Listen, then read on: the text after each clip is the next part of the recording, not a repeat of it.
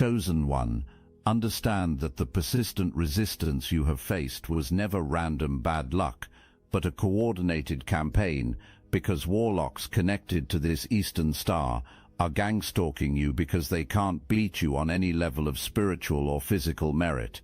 Your ability to remain standing and moving forward while being targeted by such a dedicated force is a direct reinstatement of your divine authority, confirming that no amount of secret coordination can defeat a chosen soul who stands under a cover they simply cannot see. You deserve to stop second-guessing yourself. You deserve to stop wondering if you were imagining it. So let's get specific about who these people are and how they operate, because clarity is the first thing they tried to take from you.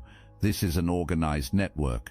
On the surface, members of this network present as respectable, community-connected people with social status and institutional standing.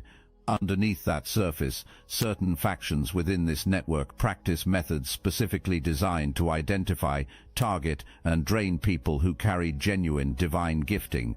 The Eastern Star is the feminine arm of a Masonic order. Within certain left-hand factions of that structure, members are trained to recognize the frequency of a divinely assigned person, the particular light that comes off someone who was born with real spiritual gifts. That light is not celebrated within these factions.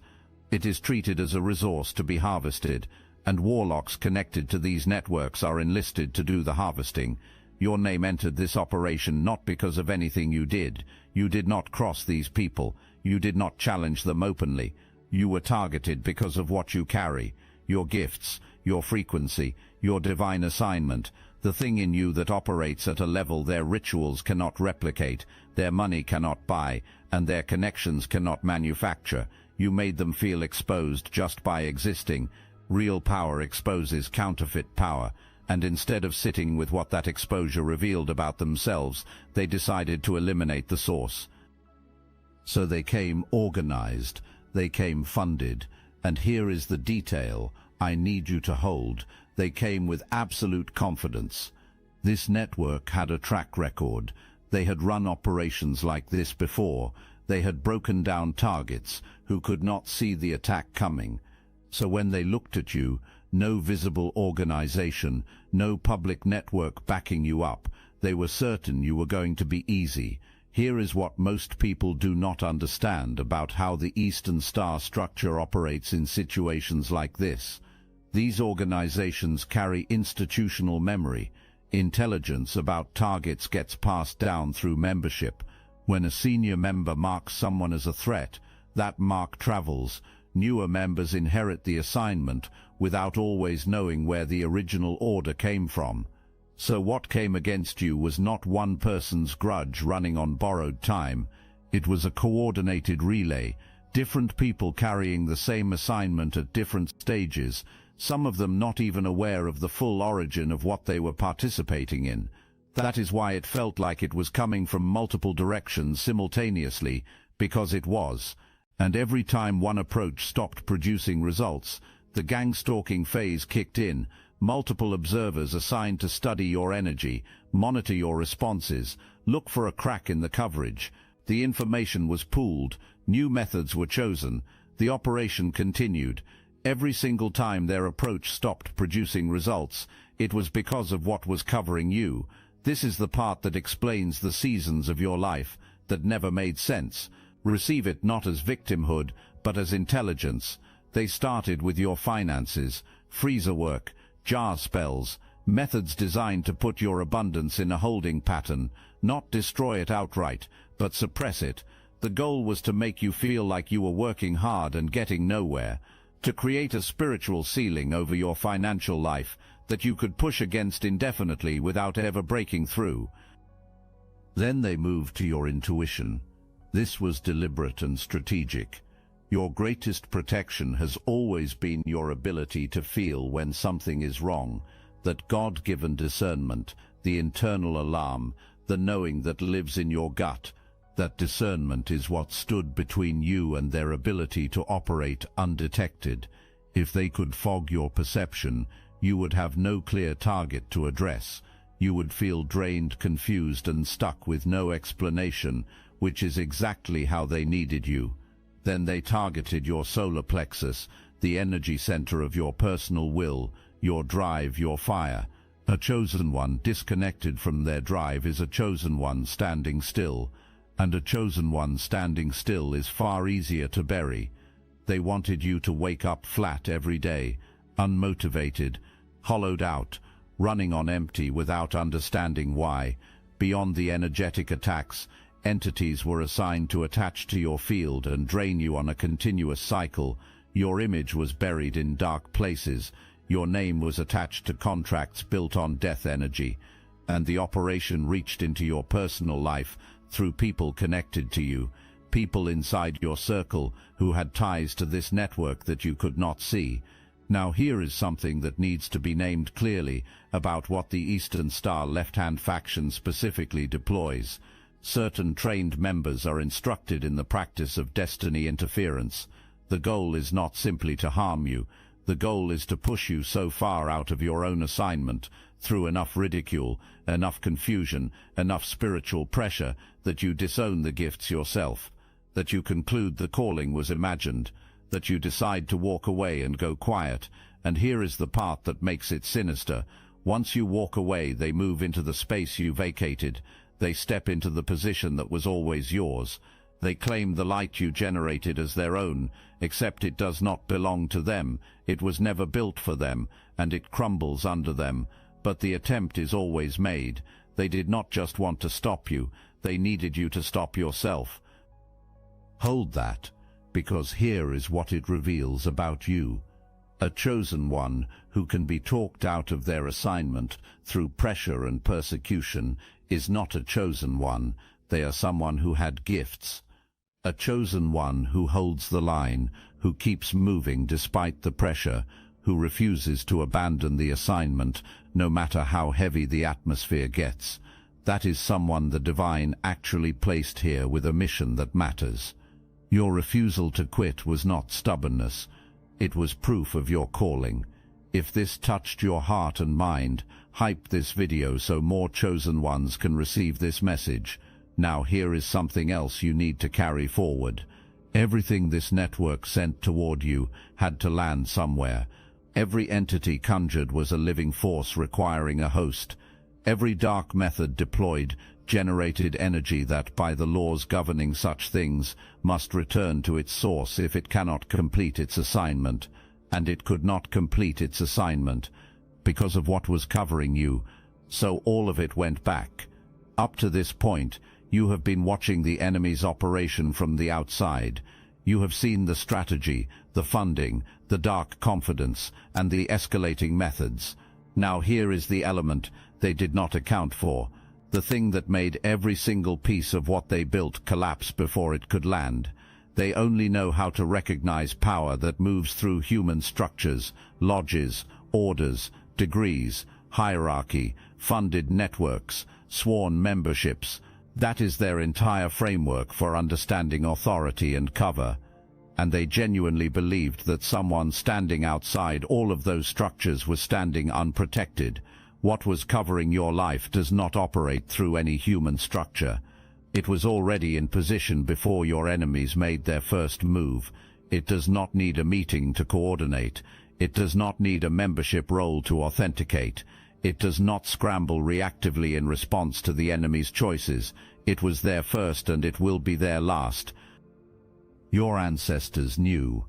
The people who came before you, who survived things that should have broken them, who held something sacred across generations of pressure, who poured sacrifice into a lineage that eventually produced you, their investment in what you carry did not end when they transitioned. It intensified. They watched this operation being constructed. They were not passive observers. When something dark moved toward you, they moved toward it with precision and without hesitation. Look, you already know the attacks weren't random. And if you're paying attention, you can feel it. Their walls are closing in. You've also noticed something else. A lot of Chosen One channels on YouTube have gone quiet. Videos removed. Voices pushed off the platform.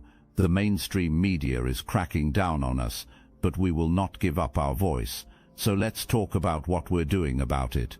That's why I built Destiny Engine. And when you join, you're not just supporting your favorite channels, you're also fueling your own rise. It's a 360 win. It generates personalized sequences that help you rewire betrayal into transcendence, turn isolation into sacred power, and transform their downfall into your rise. We are using the Dark Elite's own weapons against them, taking their declassified consciousness technology that programmed competition and scarcity and repurposing it to serve cooperative intelligence. The beauty is, you don't even have to lift a finger. You put on the headphones, press play, and your subconscious is rewired, while your enemies collapse under the weight of their own lies. This is why I created it in the beginning, so everything they did to break you becomes fuel for your purpose. The collective upgrade is underway. Start your Destiny Engine for $7 today and watch divine justice accelerate in your life. Link in the description. And here is the governing principle that your enemies fundamentally must understood. Warlocks and Eastern Star operatives work on borrowed power. Everything they do spiritually depends on maintaining active agreements with the forces they serve. Those forces do not provide their services freely. There is a price. As long as an operation produces results, the price gets covered by the fruits of that operation. But when an operation hits a divine covering, it cannot penetrate. When it produces nothing, the price still comes due, and it comes out of the one who initiated the contract. Your divine endowment carries no such condition. You did not borrow your gifts. You did not sign anything to access your calling. You did not trade something precious to receive your covering. It is permanently yours. It does not expire when circumstances are hard. It does not get renegotiated when one method fails and another is tried. That asymmetry was always in your favor. Borrowed power has an expiration. Permanent divine endowment does not. The longer their operation ran, the more of their contracted power they burned through trying to penetrate something that was never going to give way. They were depleting themselves while believing they were depleting you. And when you survived their first wave, when the gifts kept operating, when you kept moving, it did not just protect you, it sent a tremor through the entire hierarchy. Members of the same network started asking questions. Doubt entered an organization built on the promise that their methods work. Allies became cautious observers. The internal fracturing began before the external collapse was visible. Your survival was not just personal. It destabilized the entire structure that came against you. Here is where your enemies made their second and most fatal mistake, and it grew directly out of the first. When you did not fall, they did not recalibrate. They did not step back and ask what they were missing. They did not entertain the possibility that they had fundamentally misjudged the target. Instead, what had started as a strategic operation became something they could not control. It became an obsession. The failure to break you made breaking you the entire point. It consumed them completely. They started monitoring you from every available angle, adjusting their methods in real time, sending more people into the surveillance phase, pooling intelligence about your movements and your energy, and every time they saw you still standing, still building, still operating in your purpose, it drove the compulsion deeper.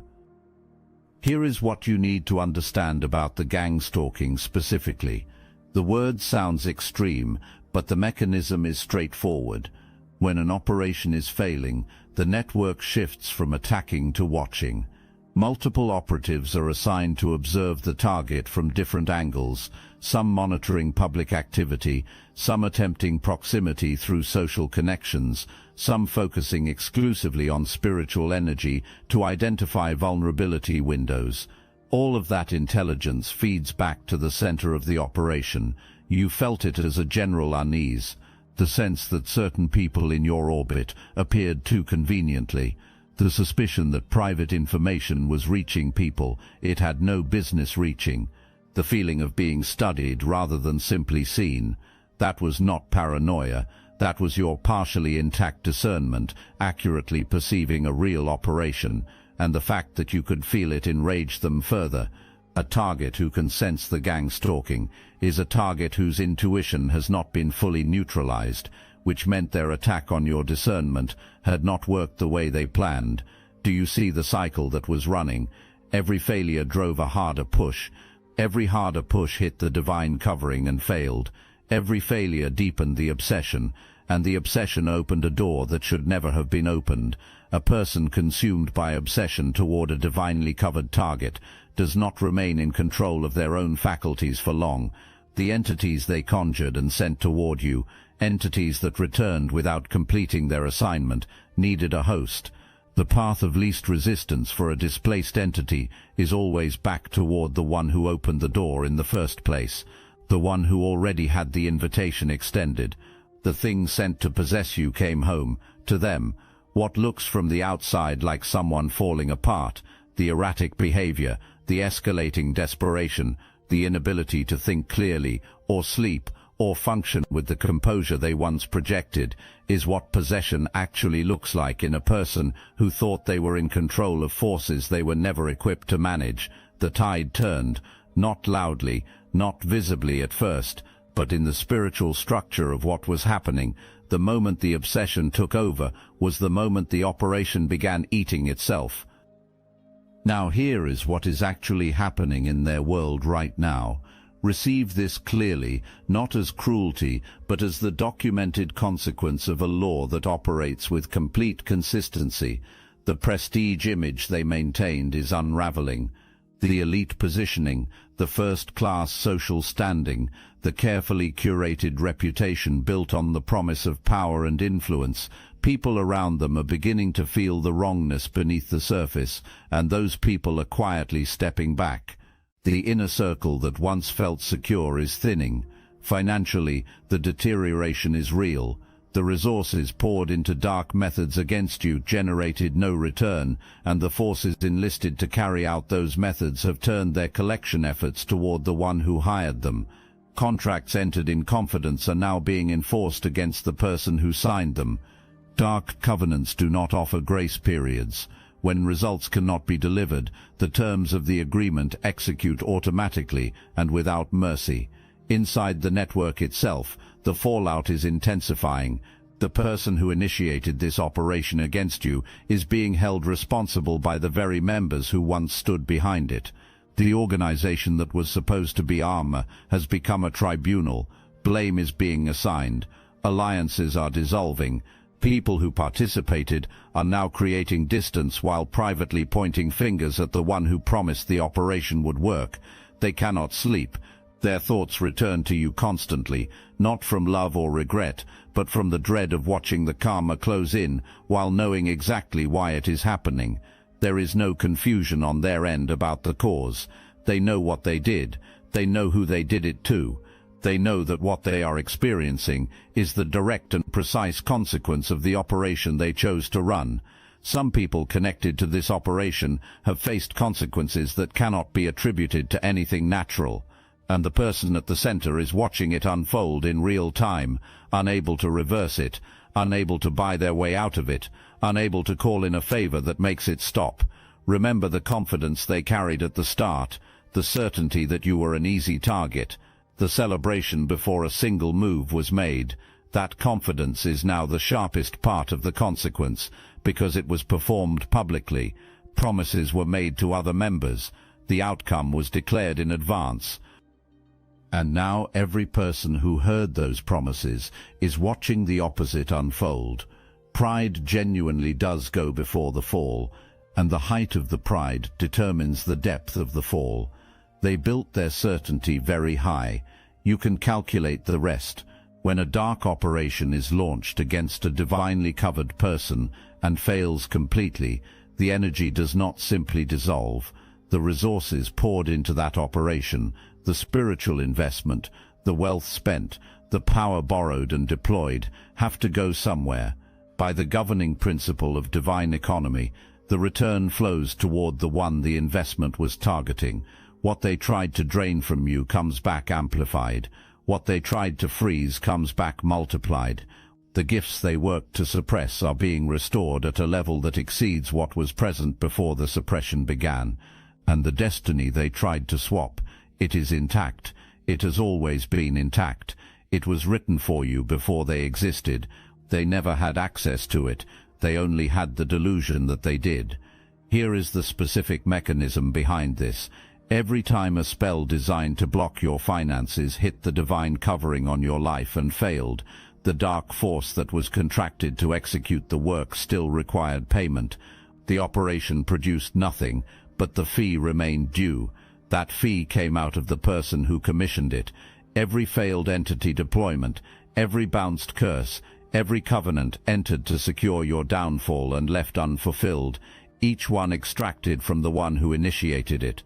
They were paying for attacks that never landed, and the bill compounded every time they escalated rather than stopped. Your gifts were never theirs to take, your calling was never theirs to claim, your abundance was never theirs to freeze, and the spiritual system that governs these things settles accounts completely, without negotiation, without exception. You are not just surviving what they did, you are inheriting the return on everything they spent trying to stop you. Stop here. Look at yourself honestly for a moment. Everything that was deployed against you, the scale of it, the organization behind it, the resources committed to it, the sustained effort over an extended period, that entire inventory is a description of your significance. Your enemies gave you the most detailed accounting of your own importance that you could ever receive. They did not intend it that way, but that is what it is. Ordinary people do not attract coordinated Eastern Star and Masonic involvement. People without meaningful assignments do not warrant Warlock networks and entity work and sustained gangstalking over extended periods. That level of organized opposition is reserved for people whose purpose represents a genuine threat to what the darkness needs to maintain. You are a genuine threat to the darkness, not because you are aggressive or combative, because the light you carry exposes what the darkness depends on keeping hidden. Your gifts, when operating at full capacity, help other people see clearly, move freely, and access something real. The spread of genuine light through genuinely gifted people is the thing the darkness most needs to prevent, and it could not prevent yours. You were born gifted. That is not a compliment. It is a structural fact about your design. There are people who enter this world already marked, already carrying a frequency that does not need to be earned or purchased or initiated into. The divine covering that comes with that kind of assignment cannot be penetrated by contracted dark forces, because the covering was established by something that operates above the level where contracted dark forces have any authority. Your enemies were operating at one level. Your covering was established at a completely different level. They could not see the ceiling above their own reach, and they spent everything they had trying to break through it. You were not born for the attack. You were born for the assignment that made the attack inevitable. The divine has been maintaining your coverage, not because you are without flaw, but because what you are here to do is necessary, and necessary assignments do not get abandoned, because an organized opposition wishes they would. Here is something specific that this network stole from you, something you may not have fully realized was taken, your trust in your own mind, not confidence in the shallow sense, your foundational conviction that what you think, what you speak, what you direct your energy toward, it creates outcomes. It bends reality in the direction of deliberate intention. That conviction was one of their primary targets. Because a chosen one who fully believes in their own capacity to shape their reality and who moves with the expectation of divine backing is essentially unstoppable, and they knew it. One of the methods deployed against you was a thought environment, an artificially created mental atmosphere designed to feel like your own inner voice, but was not intrusive thoughts that were not organic, recurring doubts that did not originate from your actual experience, impulses to abandon the assignment that felt like internal reasoning but were externally placed. The goal was to use your own mind as the weapon against you, to get you to participate in your own suppression without ever knowing you were doing so. Reclaiming full governance of your mind is not optional going forward. It is the primary work. Every thought that declares the door permanently closed, audit it. Every belief that positions you as behind, as too damaged, as someone who missed the window, challenge it directly with what you now know to be true. Every internal voice carrying the frequency of your enemies, remove it with intention and replace it with declaration. Speak what you are building out loud. Move toward it. Take action that is consistent with the life you are meant to have, not because circumstances are already perfect, but because you are covered, and covered people are permitted to move with expectation. The moment you reclaim full control of your thought life, you cut off one of the primary access points this network was using against you.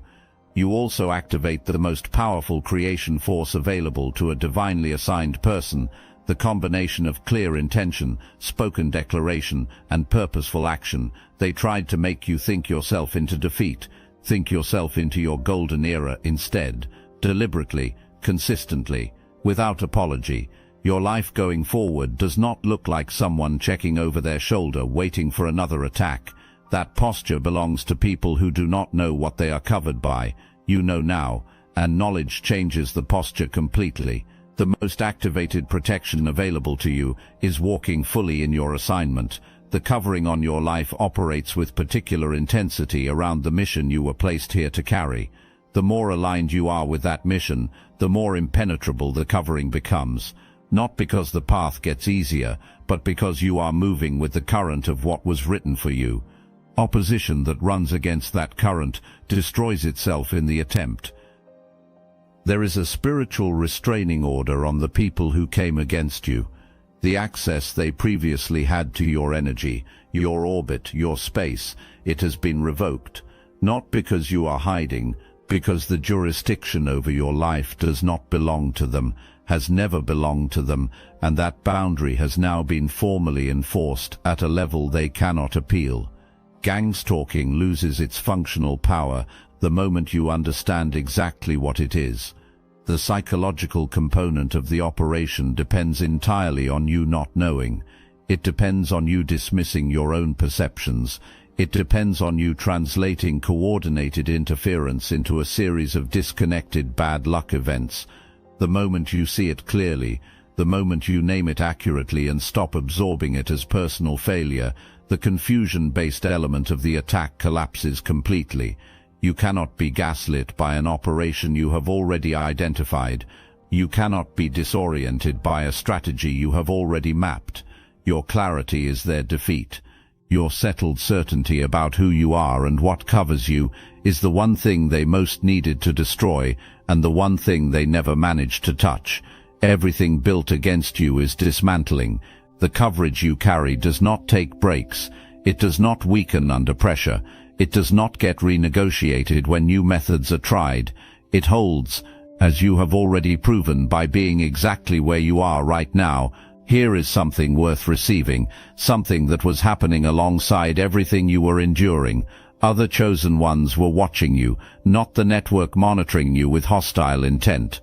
Other people who have felt the same invisible organized pressure, people who have experienced the same suppression without the language to describe it.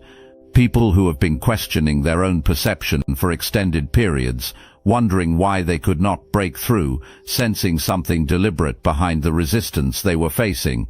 Your continuation of your purpose, your refusal to go quiet, to abandon the assignment, to let the pressure silence what you were placed here to carry, has been a message to every person in that position. It is possible to come through this. It is possible to emerge on the other side, not broken, but clarified, not diminished, but amplified, not paralyzed, but sovereign. The gang-stalking strategy depends on isolation, making the target feel so surrounded, so constantly interfered with, so energetically compromised, that pulling away from connection seems like the only safe option. An isolated chosen one is easier to affect and easier to silence. That was the design of the surveillance pressure you felt. What the network did not account for is that your refusal to shrink was simultaneously building outreach. Every time you kept showing up despite the atmospheric pressure, you were visible to the people who needed to see that visibility. Every time you operated in your gifts despite active suppression efforts, you were reaching people this network needed you to never reach. The isolation strategy backfired. Your reach extended while their operation contracted. You did not go through what you went through, only for your own elevation.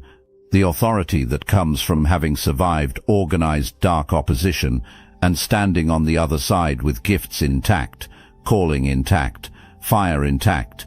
That authority is what makes your assignment credible to the people who need to receive from you. You are not speaking from theory, you are speaking from proof. The people meant to receive from you already feel you coming. The path is clearing. The resources are moving into position. Move toward what is opening. The Gangstalking was never a sign of their strength. It was always a sign of their failure. Every reassigned operative was an admission that the previous approach did not work. Every new angle of surveillance was an acknowledgement that the coverage they could not explain was still holding. Every escalation was desperation wearing the costume of strategy. They stalked you because they could not beat you. That is the complete sentence. That is the entire explanation. The Eastern Star network that backed this operation is watching its member deteriorate. The Warlocks who provided the contracted dark methods are now subject to the return of everything deployed without a completed assignment. The people recruited into the surveillance phase are carrying energy that is not theirs and do not fully understand what attached to them when they agreed to participate. The operation is in collapse from its center outward, touching every level of the hierarchy that was involved. Divine justice is thorough. It does not leave loose ends. It does not settle partial accounts.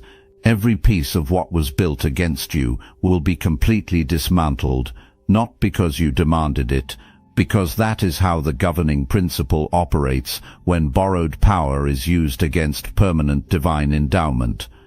The power covering your life speaks a language your enemies were never equipped to hear. It does not announce itself through titles or degrees or sworn memberships. It moves through provision, appearing from unexpected directions, through protection, operating without announcement, through karma, moving quietly and completely, touching everything that warrants contact, through abundance flowing in despite every artificial ceiling constructed to suppress it. That power was present when your finances were tight. It was present when your intuition felt foggy. It was present when opposition seemed to come from every direction at once. It was present when you were standing in what looked, from every external angle, like complete isolation. You were never alone. You were covered. You were backed. You were held by forces your enemies could not see, could not penetrate, and could not override. And the operation built with absolute confidence to break you open, broke them open instead. What they wanted for you is what they have. That is not a declaration of vengeance. It is a description of a law. What you send toward people seeks you in return. They sent drought. They are living it. They sent confusion. They cannot think clearly. They sent destruction. They are watching their own structures fall. They wanted your destiny. They are losing everything they built while chasing it. And you are walking into your golden era. Not eventually. The shift has already happened in the architecture of things. The natural world is simply catching up to what the spiritual has already settled. The abundance is in motion. The gifts are fully operational. The connections that were blocked are clearing. The opportunities that were suppressed are now surfacing. The vault never cracked. It never surrendered what was inside it. Not to entity work, not to covenants, not to the sustained, organized, Eastern Star and Warlock connected operation aimed at a single divinely assigned target, because you cannot crack something the divine built to hold. You are the vault, and the chosen one who lives inside it has never been more whole, more clear, more fortified, or more ready to step into everything this assignment has always been moving toward. They connected, they conspired, they gangstalked, they watched, they tried every angle, they failed at every angle, and they are now sitting in the ruin of everything they built, While you are still here, still called, still covered, still walking forward, they cannot beat you, they never could. They brought borrowed power to a fight that was already decided by something permanent. Walk like it, build like it, speak like it. The whole universe already knows the outcome. All praise is due to the Most High. Peace.